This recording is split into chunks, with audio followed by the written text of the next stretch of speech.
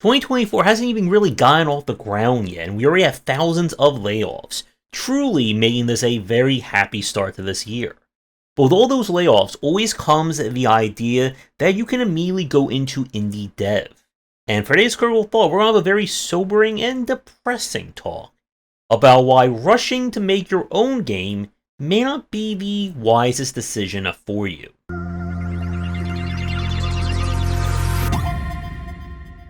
For today's video, we're going to introduce something new to this series. I'm going to dub it the Indie Depression Rating, IDR. And for this, every time I say something that's going to be incredibly depressing, there's going to be a lovely little counter up there to let you know just how much depression we're going to be causing in these videos. And let me know how depressed you are after you watch these, because that's always a great sign of a fantastic YouTube video. As I said, layoffs have definitely hit the game industry hard, and we are still having more and more discussions about hopefully getting some kind of union at some point for the industry. But whenever there are layoffs or whenever there's issues like this, one of the things that we like to hear a lot on social media, or we do hear, is so-and-so from somewhere is starting their own studio. And this could be, again, doesn't matter what your actual position was at a company, whether you worked there a few months, few years, whatever. It's always a popular story that we see on social media. That someone who used to work at a big name studio, they're now going on their own and they're going to make this amazing game. But, as I'm sure you've all figured out by now, it is never that easy. And there are some major traps for anyone getting into indie dev that they can fall into. This is kind of in a weird way an alternate version of my reality of game development presentation I give at libraries and schools. But again, at this point, if you're watching this, I'm assuming that you are maybe an adult. You've probably worked at a studio, or you are just thinking that it's now time to try and make my own game, my own dream game, whatever. And there are some very important caveats, and we're going to start with one that is incredibly basic and simple, and a few of you are going to give me probably a few side eyes when I mention this, but we need to discuss it. When you're working on your own, you do not have an hourly wage. For every indie dev watching this who is self-financed, tell me, what's your hourly rate that you charge yourself for working? And, do you offer a 401k, life insurance, and all that great stuff? Let me once again know in the comments. But it's important to understand when you are starting out that money, surprise, surprise, has to come from somewhere. And whether that is from your own bank account, from working a part-time or temporary jobs, there needs to be money coming in to support yourself. And if you have a family that you're trying to feed and support at the same time, rushing to work on a project for the next 8 months, maybe a few years, with zero income coming in may not be the wisest investment. Not only that, but it can be very stressful and very painful to work at the same time that you have no money coming in. And you want to make sure that you are in the best possible position to not only develop your game, but also finish it as well. What I'm even going to be discussing was to finish a game in today's video. There will be enough depression by the end of this point, or by the end of this video. Now, the next one, and this is where we're going to get some major depression points. There's a tendency, and I've seen this time and time again. So, stop me if you've heard this one before.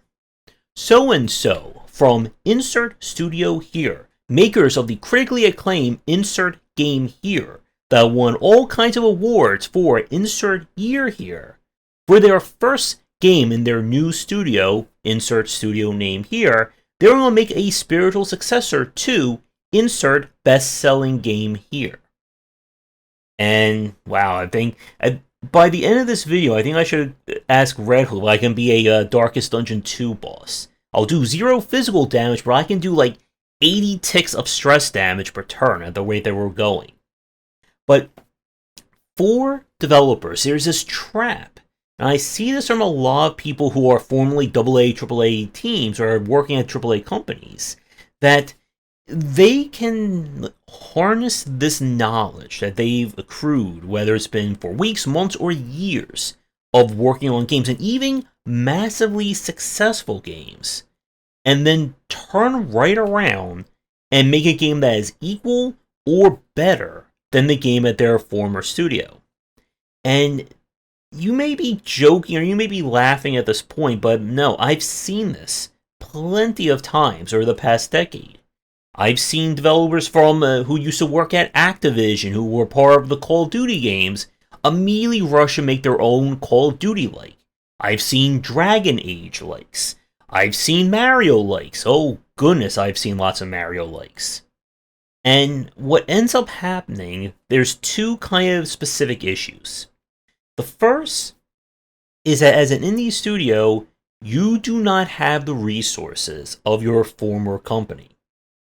I know, big shocker there. Tell me, for every indie developer watching this, how is your No Man's Sky meets Super Mario Odyssey meets a Death Stranding game working out for you?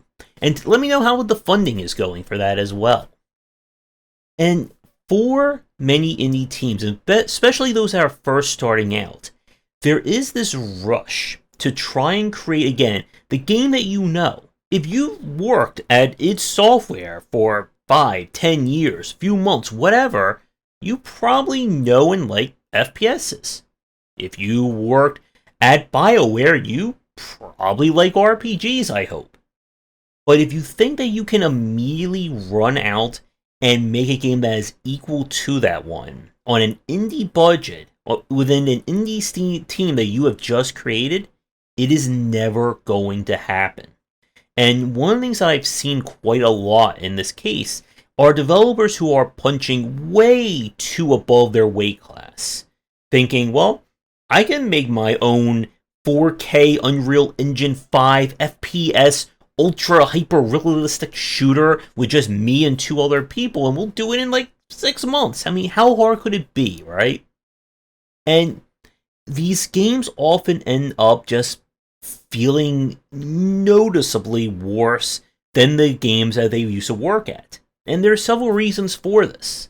First is that unless you were somehow hired to do every single role on the team to make that game, you probably don't have experience being the designer, composer, writer, programmer, make all the maps, make all the concept art, do all the social media, and more as we could just keep throwing fingers up there. And it takes, as everyone here should be well aware of at this point, a lot to make a successful game. And if you're immediately trying to go above and beyond with your first title with no experience in the indie sphere, and again, while we can certainly say that skills and kind of the building of a game can be transferable from AAA to indie, everything that you do at the indie level doesn't automatically happen if you're working at a major studio. Again, as an indie dev, many of you wear many hats when it comes to what you do at your studio. If you were hired to do one thing at a AAA studio, even if that is managing a team, that doesn't mean that you know the ins and outs of all the coding, of all the social media work, of all the different art and concept art and building models and doing the programming logic. And we can just keep, again, listing these tasks out. And if you try to go too big too early, it is very much akin to, again, what we see from a lot of student and first-time developers. I've never made a game before, but my dream idea is to make Final Fantasy 15 meets Zone of the Enders meets a Ghost in the Shell with a pinch of Mario thrown in. I could do that in 2 years, right? And again, it never really works out that way. You want to start with game ideas that you can reasonably make. And there's no law written that says that if you worked at a studio known for making game X, that you are then legally obligated to work on that same genre as your first indie project. Take time to branch out, experiment, do things on the smaller scale. Because it's time to talk about the other misconception that I see from a lot of major companies, or people who work at major studios who then go into the indie space. Your name, reputation, branding, and all that, it means this to consumers. Yes, having a resume or portfolio that you worked at Activision Blizzard, Nintendo, Electronic Arts, BioWare, you name it, that sounds really nice when you're going from investors and publishers. And yes, that can certainly help you out. The consumer does not care. They do not care if you were the 5th graphic artist on Tears of the Kingdom. They don't care that you helped work on the design of the push-forward combat of Doom, or that you helped build all the spaceships in Starfield, and so on and so forth. You see, again, as an indie studio, especially starting out, you have no brand awareness, you have no consumer awareness in the space. And that means that in order to sell your game to the consumer, you need to make sure your game is attractive to them. And that does not mean, or that does not involve your name or putting your resume on your trailer. There's a bonus point. Do not put all the accolades of what you earned at your last studio on the trailer for your indie game. I'm sure no one has done that before, but I just need to make sure. As an indie developer, you are going to have to prove to people that your game, your current game, is worth an interest. And that means, again, being able to prove to people that there's something special here. That you're not just trying to make Call of Duty, Doom, Starfield, insert whatever big name game is going on right now at the time of this video. And surprising and surprise, it's very hard to do just that. And when you're trying to get your name off the ground, when you're trying to get awareness, there's, again, this trap of, well, I can make anything I want, so let me make anything that I want. Let me make that weird game where it's driving, but every time you turn the wheel, all the controls get randomized. Or let me build a city builder where you can't even see the city. All you see are, I don't know, triangles that spin around. Remember, as another big point going into the space is you need to understand what is happening in the market. And yes, it's time to add even more depression to this video, because we mentioned the M word, marketing. If there is one absolute thing that I've seen developers who've come from the major studios utterly fail at, it is marketing. And there's a very specific and magical reason why. If you were the lead designer on insert game here, or you were a programmer or an artist, tell me, how much marketing did you do at your former studio? Did you handle all the social media? Did you do all the reach out? Did you make any trailers, attractive screenshots and thumbnails for your game? Where's the depression rating measured at now? I don't know. I'll let future Josh add that in right now. It's over 9,000! 9,000?! There's no way that can be right! If there's one aspect that I've seen many people utterly fail at entering the indie space, is doing the marketing work. Making sure to post on popular social media platforms. Trying to get in touch with people and influencers and other developers who are in or working on a similar game or have interest in this genre. Making sure you're doing effective advertising. Making sure your store page is attractive. Making sure you put everything that I keep mentioning on my Indie Inquiries show on your store page. And these are all very important aspects that, again, they have nothing to do with the game dev side of making a game. But they are still essential and required to do. And again, if you think just saying, well, I worked on Call of Duty, or I worked on, I don't know, Spider-Man 2 or whatever, and that's enough to drive interest to your game, it will never happen in a million years. And unfortunately, we have to be blunt here, because a lot of people will say, well, no, if I have a famous name and I just make a really good game, people will follow me. I'll be just like Hideo Kojima with Death Stranding. Yes, there is another point for all the indie developers watching this. How many of you have the same clout and reach as Hideo Kojima? Let me know in the comments down below on that one. But you need to understand, as a developer, when you are going into the indie side of things, you have completely unrestrained freedom to make whatever you want. But that also means you are now responsible for every aspect of the game development process. And if you are only, again, doing one part of that, and if you think you can just, flip a switch and say, well, I did all the programming, surely I could become a popular and famous 3D artist in the same amount of time. Oh, and I can also become the best marketer and social media manager. Oh, and let me make all the level designs and do all the music myself. I mean, it shouldn't be that long to do all that, right? Again, it doesn't work like that. And it's why, as I say in my presentation, this is, in one hand, one of the best times to get into the indie space. There are many game engines available. There are sites and resources available that you can use to help build whatever the heck you want. But it's also a very risky and bad time because guess what? Everyone is doing it now. And again, if you think that your name, your reputation, your portfolio is going to give you, plus 10 on your dice rolls for whether or not your game will succeed or not, it's not going to do a damn thing. And you need to come in with those expectations. And it's important, again, that yes, you do have some advantages. You have clout. You can ask, or you have access to more people and more resources than probably someone who's just got out of college or is making their first game in high school.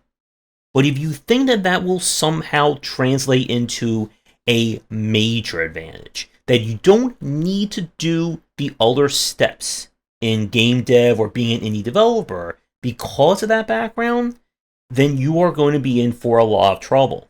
As I've said, I have played games from teams that their collective experience could be decades in game dev. They worked at major studios. They have illustrious backgrounds that probably every indie developer watching this would kill for. And the first game they make is utter trash. It is bargain bin repetitive. It doesn't feel right. There's no marketing to it. It feels, at the end of the day, just like a first-year college prototype at a game dev college or a game dev program. And I've played games from teams of people who, this is perhaps their first game. They have never met even within on the same continent. And they put together something fantastic and amazing and complete within less of a time than those major industry veterans. So again, if you are watching this right now, and if you think that it is all going to be, money, caviar dreams and whatever, to go into indie dev now, it is not. And you're going to have to do just as much work as that group of people who just decided to put a game together after maybe becoming friends in high school or during their college semester. And again, you are going to have to build up. And if you can do that, then fantastic for you. But if you think that, again, that this is like that underdog story where you get fired, you make one game, and then your next game you're going to compete with your former studio and you're going to win, it's not going to happen. And the quicker you can understand that, and the quicker you set realistic expectations and scope for your projects, the greater the likelihood you will be able to survive more than a few years. So, with that said, let me know how the depression pain is feeling right now. How much stress damage have I caused in this video? And we shall see what comes of, unfortunately, all these layoffs and where it will lead in the coming months and, unfortunately, coming years. That's going to do it for today's video. Thank you so much for watching. Be sure to do the YouTubing stuff people tell you to do. If you're interested in more of my thoughts on design, check out my books wherever they are sold. Visit our Discord and Patreon, and come back for daily discussions on game design here, and on game wisdom, where you some of the art and science of games.